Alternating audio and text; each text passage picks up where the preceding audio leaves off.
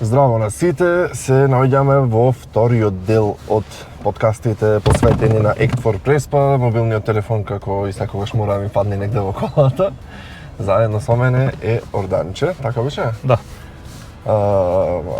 Раководител на археолошки истражувања. Да, раководител на археолошки истражувања, кој што се одвива во регионот на Преспа, во при крајот на минатата година и низ текот на ова 2025 година. Да.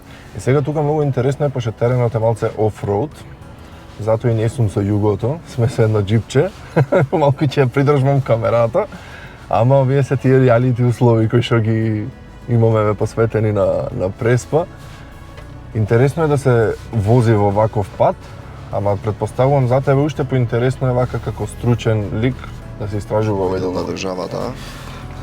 Да, Преспа е, да не кажем археолошки непозната или многу малку позната, така да секои нови археолошки истражувања даваат нови податоци за животот во минатото овде. Сега овој пат е таков како што е, пошто моментално се наоѓаме катастарски под вода. Сега сме под вода. Сега сме под вода.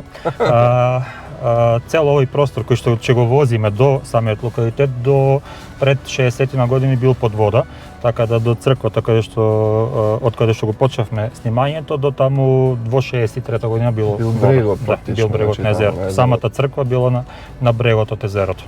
Да. Интересен е моментот со тоа е нели најпопуларните прашања. Се проектот мислам делот од овој истражување се нарекува под вода. Како што каже, сме под вода, но популарното прашање зошто се повлекува Преспанското езеро? Не можам јасно да одговорам, но самото езеро има циклуси на доаѓање и на повлекување на водата.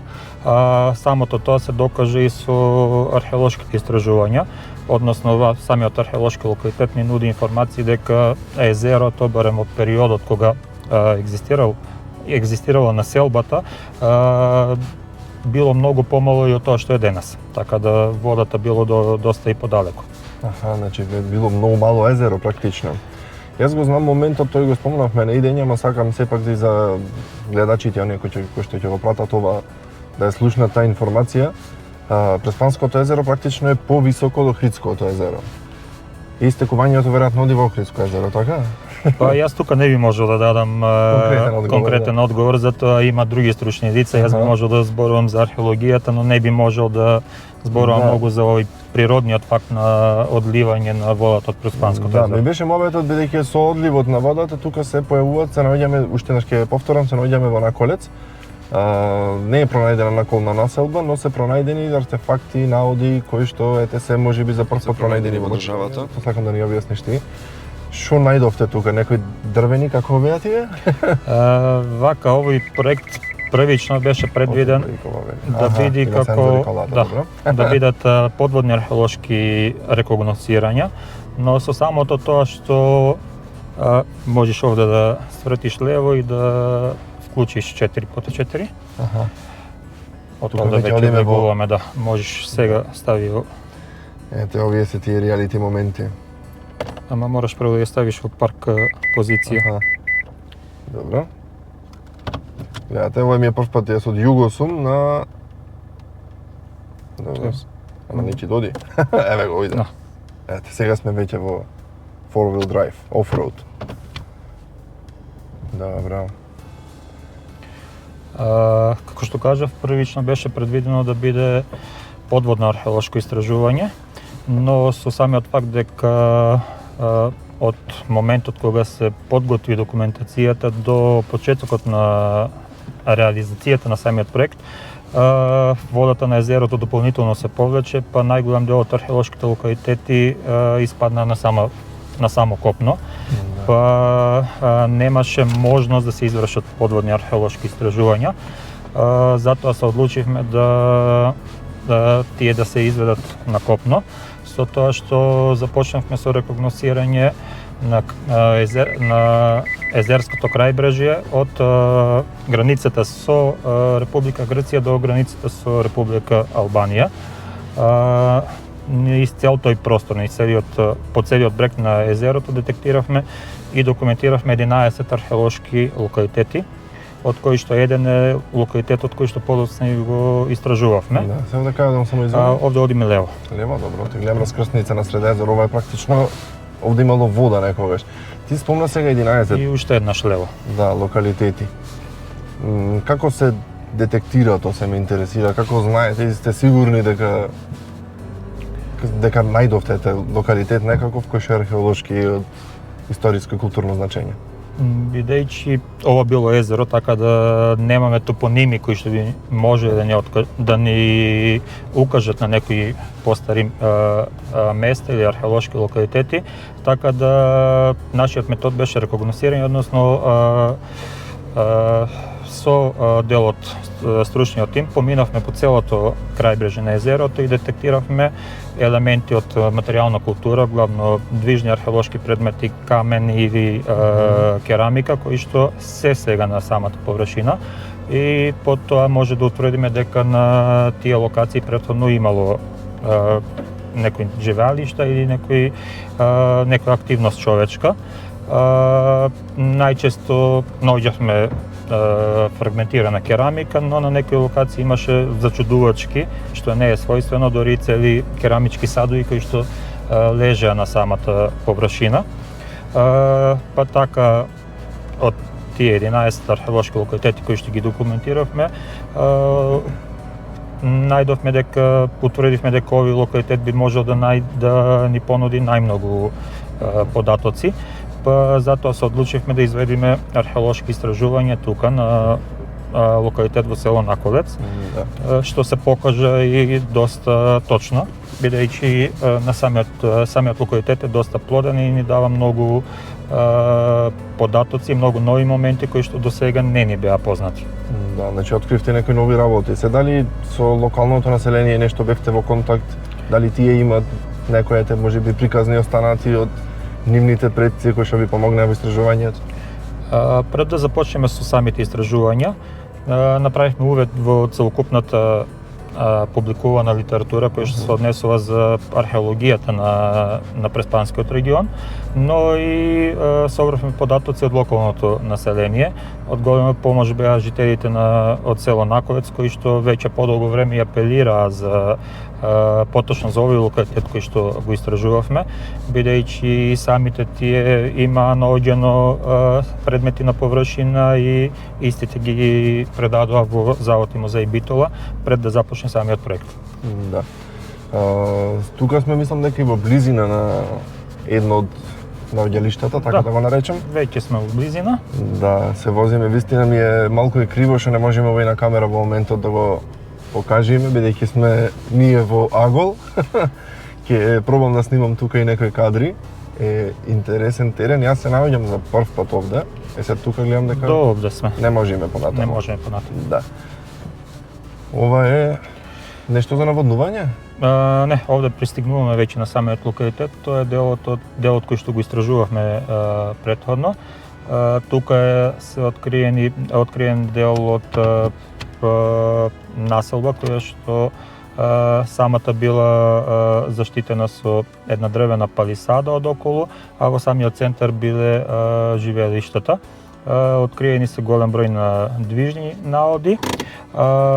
Изненадува тоа што најголемиот дел од движните наоди упатува дека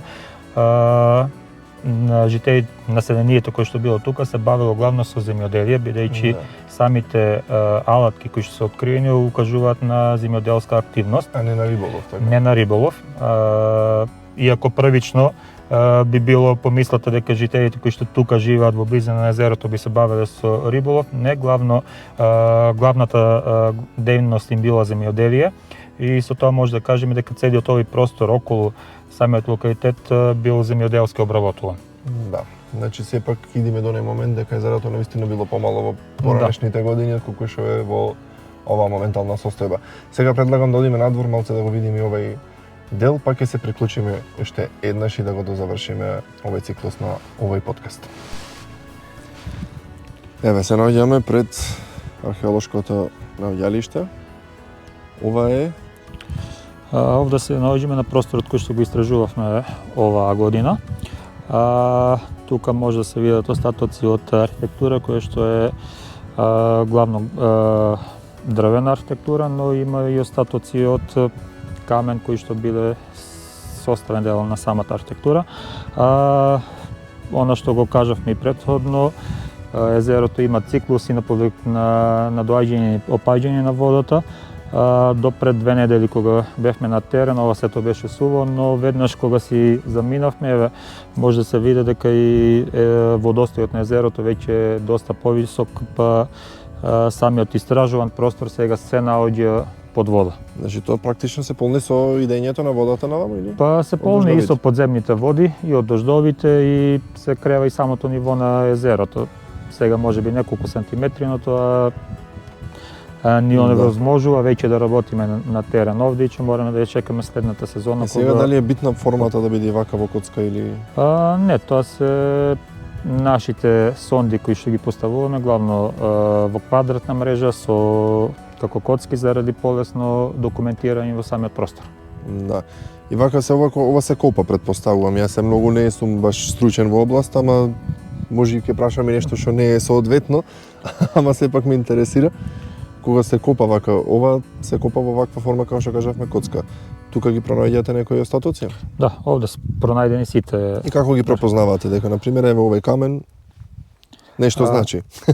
Па сега не можеш така да го дефинираш дека самиот камен нешто значи, него се дефинира главно во контекстот во кој што е откриен.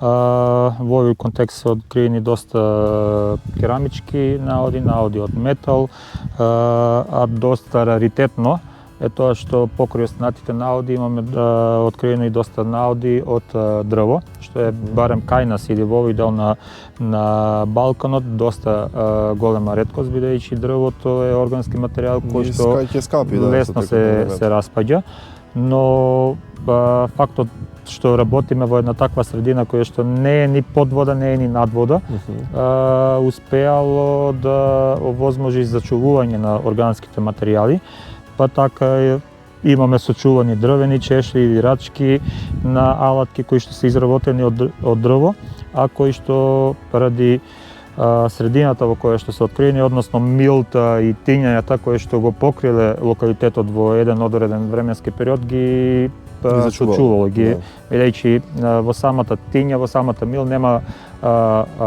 кислород и тоа возможува да не се развијат организми кои што би придонеле да органските материјали да скапат.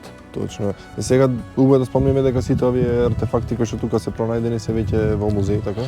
Да, сите наоди кои што се открили на локалитетот се веќе предадени во завод и музеј Битола, барем оние што се од керамика и метал, додека дел од откриените археолошки наоди, оние што се од органски материјал, бидејќи комплексноста за нивна конзервација, начинот како тие да се сочуваат, истите се испратени во странска лабораторија за понатамошни конзерваторски истражувања и се надеваме и конзерваторски третман.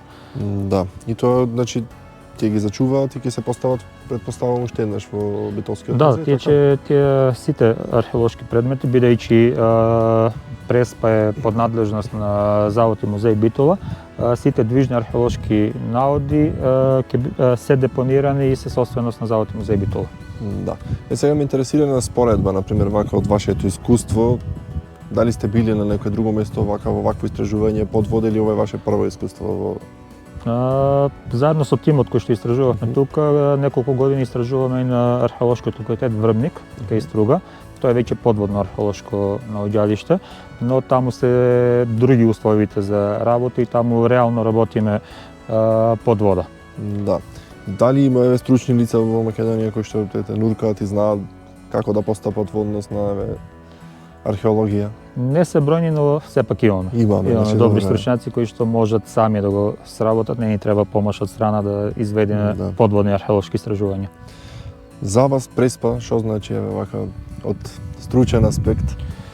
Па, во најголема мера археолошки Елдорадо, бидејќи многу малку знаеме за археологијата во Преспа. Има неколку публикации кои што се доста добри и квалитетни, но сепак бројот на археолошки локалитети е многу голем и треба уште долга, макотрпна работа да се откријат сите тие локалитети. Да. Имаме супер амбиент со жаби во позадина, ама ќе се вратам уште еднаш на темата. Се ова што е пронајдено тука, верувам дека ќе ги интересира сите, кога ќе бидат достапни за јавноста, кога ќе може да ги... Сега им следи процес на конзервација Да. и на чистење на самите наоди. Самиот процес на конзервација на дрвото е доста долг процес. Колку време од прилика тоа трае? Минимум трае тој година време.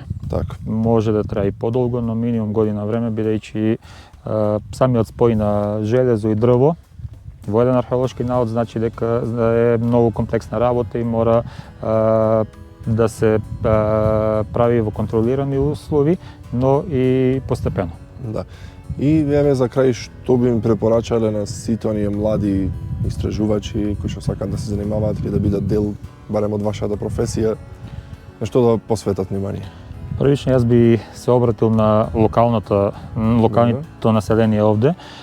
Тие се тие кои што треба да ги сочуваат археолошките локалитети, тие треба да водат грижа за културното наследство околу нив. Жителите од село Наколец се баш добар пример за тоа, бидејќи тие постојано се грижат, постојано го посетуваат самиот локалитет и водат грижа дали некој со недобронамерни намери или легални трагачи го посетуваат регионот. Сега со оние информации кои што ги имаме заради локалното население, овој простор е недопрен. Во однос на вашата професија за луѓе млади деца кои што сакаат да се занимаваат? Археологијата е доста обемна, многу малку истражена кај нас. Требаат многу нов, млад кадар кој што би можел да внеси свежина во самата археологија, да донесе нови истражувачки методи и да работи посветено. Така. Дали Преспа може да има туристи по однос на ова прашање на археологија? Да, Преспа е доста интересна, не само по однос на археологија, историја на уметност овде, така да има неколку значајни споменици, посебно овде во близина ни е манастирот Корбиново, манастирот Сливница, така да тие сами по себе веќе носат туристи во овој регион, а археологијата може само тоа да го надополни. Да. И ова прашање многу сакам да го поставам. Кажи ми како ја гледаш Преспа за 10-15 години? Малку е тешко да се одговори на тоа прашање, бидејќи не знаеме природата што ни носи. Да. Преспа пред 10 години беше сосем различна од она што е сега и сето тоа ради природните процеси кои што се случуваат тука. Но се надевам дека многу повеќе добронамерници, многу повеќе туристи ќе ја посетат Преспа и ќе можат да уживаат во ова недопрена природа, би рекол. Да. Фала ти низ времето време, мислам дека научивме барем еден дел од она што го нуди Преспа. Ако нешто пропуштивме, може да се дополни, ако не уште нешто благодарам. И благодарам на поканата. Да. И вие продолжете да гледате, еве да ме видите мене.